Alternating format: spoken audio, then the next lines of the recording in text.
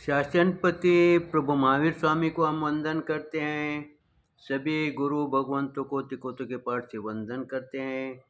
श्रद्धावान भाई और बहनों, आपके अंदर विराजित आत्मा को माजलगांव से सुभाष कोठारी का सादर प्रणाम, सादर जय जिनेन्द्र। उत्तराध्यायन सूत्र के 5वें वर्ग पर ये मेरा 39वां वीडियो है। कल 30वें गाथा का हम चिंतन किए हैं। अब 21वें गाथा में गुरु भगवंत क्या कहते हैं? तुलिया विषय समादाय दया धम्मस खतिये विपसिये जा मियावी तहा भूये न अप्पाना तवो काले अभिपेये सड़ी तली समियंतिये विनय एज लोम हरिसम भेयम देशम कंखये। गुरु भगवान 31वें गाथा में कहते हैं, तत्पश्चात मरण काल जब निकट आए या अभिप्रेत हो, मरण काल निकट आए या अभिप्रेत हो। अभिप्रेत हो यानी क्या? जब जो व्यक्ति का मृत्यु का समय नजदीक आता है उस समय उन्हें उसका आगे का थोड़ा बहुत ज्ञान होता है, क्योंकि जिसने जो सही ज्ञान हासिल किया है, धर्म के प्रति रुचि की है, तब उसे उसका ज्ञान होता है। जैसे जो डॉक्टर है, अपने हाथ को हाथ लगाते के साथ वो जानता है इनकी नाड़ी चालू है या बंद है। फिर हमारी नाड़ी हमें क्यों ध्यान में नहीं आती? क्योंकि हमें उसका ज्ञान नहीं है। ज्ञान है तो भी हम उसमें रुचि नहीं ली है। वैसे ही अध्यात्म में जो रुचि लेता है उसे अपना मृत्यु काल समीप आने पर उसे ध्यान में आता है, थोड़ा बहुत उसे ध्यान में आता है। अब आप कहेंगे कि जो सामने उसके परिवार वाले उपस्थित होते हैं उन्हें वो क्यों नहीं कहता? उसके ध्यान में अगर आया है मेरा मृत्यु समय अब निकट है, मेरे को अब ये देह त्याग करने का है, तो उसने अपने परिवार वाले से कहना चाहिए ना। वो परिवार वाले से नहीं कहने के अनेक कारण है। उसमें का ये कारण यह भी है कि वो जानता है अब ये परिवार वाले इसमें कुछ सुधार नहीं कर सकते। जैसे डॉक्टर ने पेशेंट से घर पर लेके जाओ कहा, उस समय हम पेशेंट से ये बात नहीं कहते हैं कि तुम ठीक नहीं होने वाले बोल के। उन्हें ये समझाते हैं कि आप ठीक होने वाले हैं, समय लगने वाला है, इसलिए आपको घर पर लाए हैं।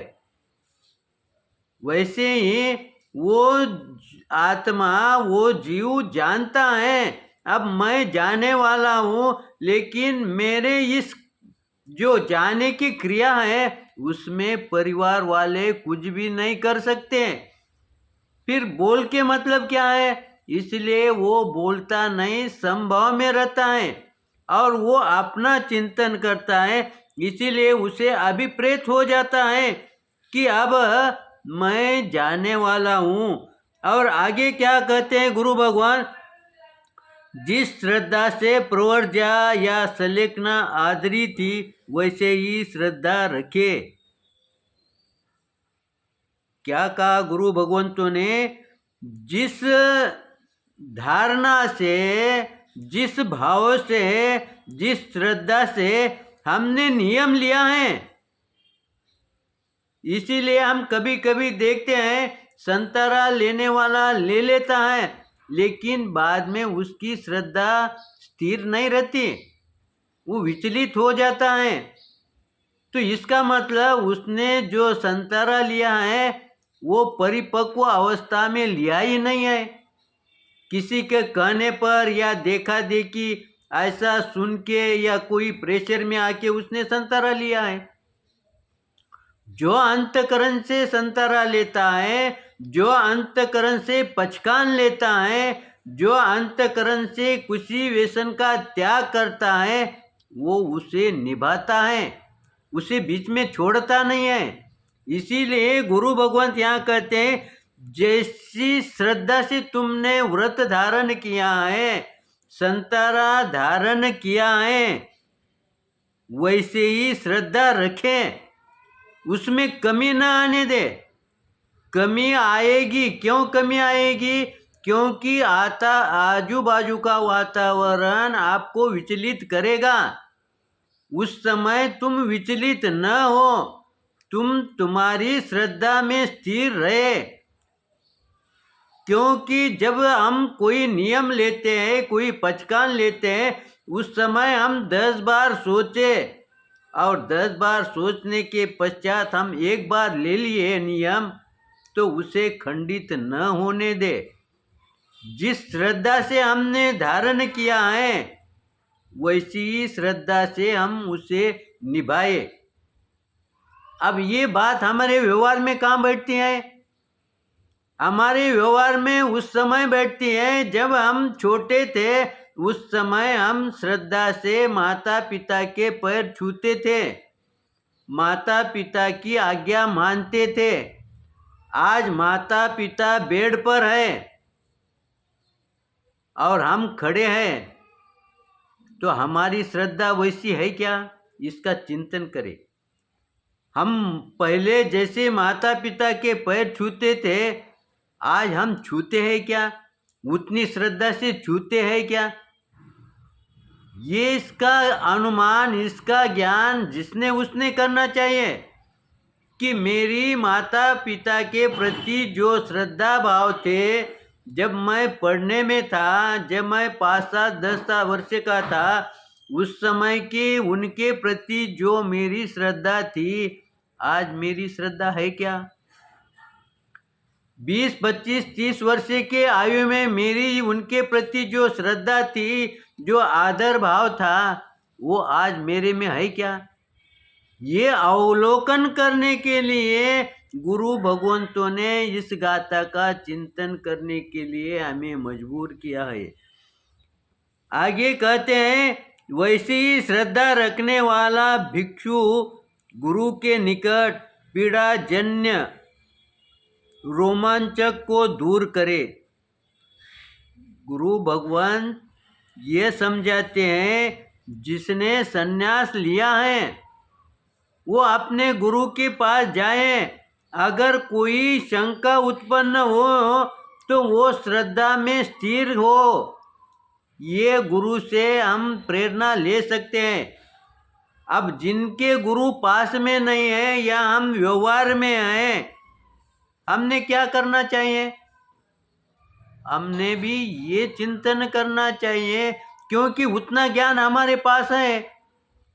कहाँ से आया ये ज्ञान? क्योंकि हम सकाम निर्जरा की ओर बढ़ रहे हैं, हम सकाम निर्जरा के बारे में चिंतन कर रहे हैं। इसका मतलब उतना ज्ञान अभी हमारे पास मौजूद है। तो उस ज्ञान के माध्यम से हम हमारी श्रद्धा स्थिर करें, श्रद्धा रखें, हमारे श्रद्धा में कमी न आ पाए, इसका ध्यान रखें। इस तरह से गुरु भगवंत ये कहते हैं कि जब अंतिम समय आए, उस समय शरीर के भेद से, मृत्यु के आकांक्षा से हम विचलित न हो, हम अशांत न हो। ये चिंतन हम अंतिम स्टेज पर हैं, हम जाने के निकट हैं, हम ये गति छोड़ने के निकट हैं।